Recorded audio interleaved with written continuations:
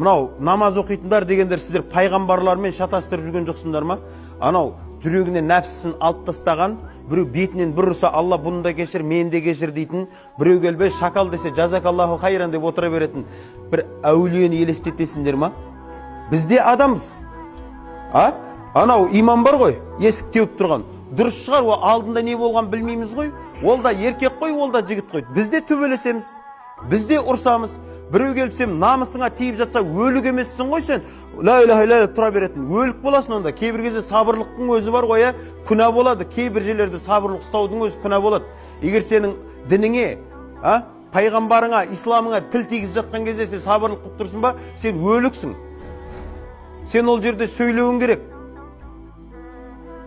Расы да, осы мына дінге тиісіп жатқандарға айтар едік та, Құдай тәубесіне түсірсе екен соларға, тәубесіне түссе екен, тәубесіне түспесе Алла тағала түсірсе екен соларды бар ғой. Шында да кейде күйіп кеткен кезде айтасың соны.